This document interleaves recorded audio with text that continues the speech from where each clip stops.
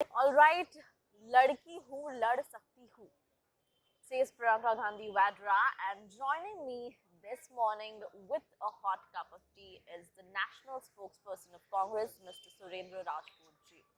Well, it is so beautiful that I bumped into him, and now I have a lot of questions for him.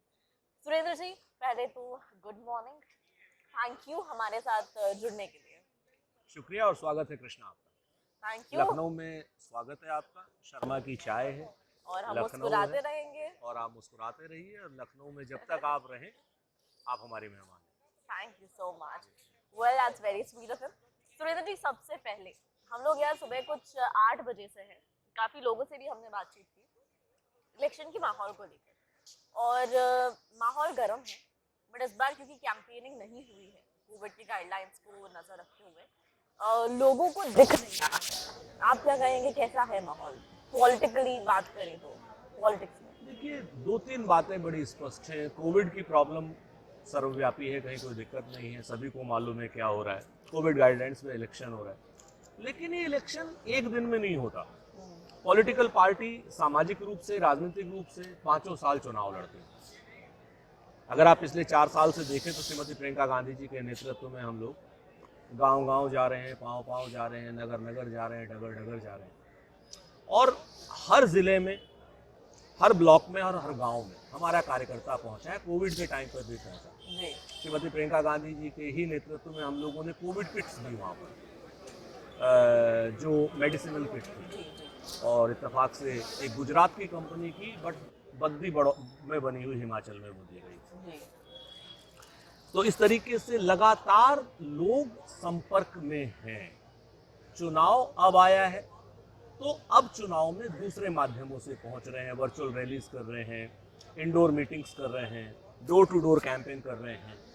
तो जो भी प्रत्याशी लगातार पिछले 5 साल से लगा हुआ है उसको इलेक्शन लड़ने में प्रॉब्लम नहीं है, और जो पैराट्रूपर्स हैं उन्हें प्रॉब्लम है। जी, हम यूपी की बात करें तो कहते हैं कि पूरे देश की जो राजनीति है, in a way it revolves around Uttar Pradesh, और in a way the prime minister is also decided based on the fact कि यूपी में किसकी सरकार बनती है।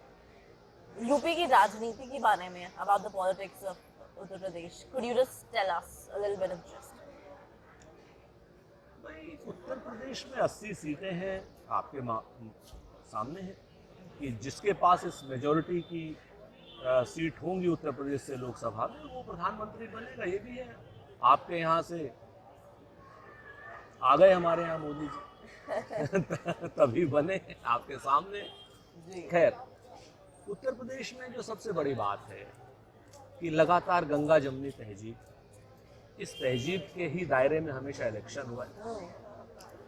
यहाँ पर आप अलग अलग खंड देखेंगे, चाहे सहारनपुर का area is entirely different, Deoria is entirely different, Rohilkhand is entirely different, Bundelkhand is entirely different, लेकिन बावजूद इसके कहते हैं ना कि कोस कोस पर पानी बदले, 4 कोस पर पानी। तो इस डाइवर्सिटी के साथ में उत्तर प्रदेश हमेशा सांस्कृतिक रूप से एक रहता है। भौगोलिक रूप से भले ही हम लोग अलग अलग भाषा बोली की बात करें, लेकिन राजनीतिक रूप से बहुत जागृत है उत्तर प्रदेश, और राजनीति में हमेशा उत्तर प्रदेश ने देश को रास्ता दिखाया है। इस बार का चुनाव भी बहुत ऐतिहासिक चुनाव है, देश को रास्ता दिखाने वाला चुनाव है। सामंतवादी ताकतों से, फासिस्ट ताकतों से और विभाजनकारी एजेंडे वाली ताकतों से हम लोग चुनाव लड़ रहे हैं, और हम ऐसे लोगों से चुनाव लड़ रहे हैं जो सिर्फ धर्म के नाम पर चुनाव लड़ते हैं, हिंदू मुसलमान के नाम पर चुनाव लड़ते हैं, भारत पाकिस्तान के नाम पर चुनाव लड़ते हैं, और जो लोग सारे का सारा विभाजनकारी एजेंडा रखते हैं, जिनके एजेंडे में न तो विकास है, विकास नाम के लिए है, पैदा नहीं होता इनके यहाँ। Would you say कि there's this mentality that prevails that in Uttar Pradesh there's a lot of casteism and the elections are usually based on casteism? How true is that?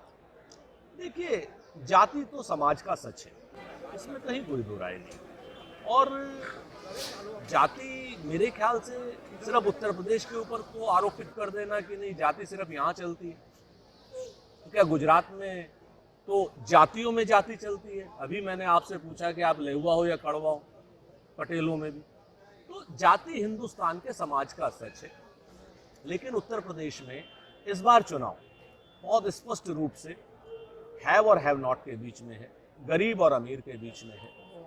जाति बंधन टूट रहे हैं, धार्मिक बंधन टूट रहे हैं। भारतीय जनता पार्टी जितनी कोशिश कर ले इस चुनाव को सांप्रदायिक बनाने की, ये चुनाव सांप्रदायिक नहीं होगा। लोग बेकारी के मुद्दे पर, बेरोजगारी के मुद्दे पर चुनाव लड़ रहे हैं। लोग महिलाओं का जो अपमान हुआ है सरकार में उस पर चुनाव लड़ रहे हैं। थार की मार से किसान मरा है उस पर चुनाव लड़ रहे हैं। खाद की कमी से जो किसान अपनी फसल नहीं बो पाया उस पर चुनाव लड़ रहे हैं। जिस तरीके से कहा गया था 2022 में किसानों की आमदनी दुगनी हो जाएगी, नहीं हुई, बल्कि खर्चे 4 गुने हो गए हैं, उस पर चुनाव लड़ रहे हैं। भारतीय जनता पार्टी के झूठ, छल, कपट और प्रपंच पर के विरोध में ये चुनाव है। सुरेंद्र जी, आप नेशनल स्पोक्सपर्सन है कांग्रेस के, कांग्रेस के क्या एजेंडाज है for the city election? Congress का एजेंडा बहुत स्पष्ट है। महिलाओं को 40% भागीदारी दी गई है राजनीतिक क्षेत्र में। लगभग 160 टिकट के आसपास हम महिलाओं को दे रहे हैं। हम बात करते हैं कि लड़की हूं लड़ सकती हूं। हम बात करते हैं महिलाओं को 3 सिलेंडर देने की। हम बात करते हैं किसानों को उनकी फसल का उचित मूल्य देने की। गेहूं 2,500 रुपये क्विंटल, चावल, धान 2,500 रुपये क्विंटल हम लोग खरीदेंगे। गन्ने का रेट 400 रुपये क्विंटल, जो भाजपा ने 2017 में कहा था, नहीं दे पाए। 5 रुपये क्विंटल बढ़ाया है लोगों ने। महिलाओं के प्रति जो भाजपा ने अपमान किया है उत्तर प्रदेश में हाथरस हुआ है, अभी दोबारा हाथरस हुआ है बुलंदशहर में। चीरहरण हुए लखीमपुर में, महिलाओं की साड़ियां तक खींची गई उत्तर प्रदेश में। तो इन सारे मुद्दों के खिलाफ हम चुनाव लड़ रहे हैं। श्रीमती प्रियंका गांधी जी पिछले 3 साल से उनके सशक्त नेतृत्व में हम गांव-गांव गए, पांव-पांव गए, नगर-नगर गए, डगर-डगर गए। हम हर जगह पर, हर मुद्दे पर सरकार के विरोध में हम सड़क पर उतरे। इकलौती कांग्रेस पार्टी है जिसके 18,000 कार्यकर्ता जेल गए पिछले 3 सालों, और किसी पॉलिटिकल पार्टी के नहीं गए। तो जनता के बीच में हम हैं, और जनता, हमें उम्मीद है कि जनता एक धनात्मक रूप से, पॉजिटिव एनर्जी के साथ हमें अपने आशीर्वाद से अभी संचित करेगी। जी, बहुत बहुत शुक्रिया सुरेंद्र जी इस सुबह हमारे साथ जुड़ने के लिए। So this was Mr. Surendra Rajput. He is the national spokesperson of Congress. Let me tell you once again.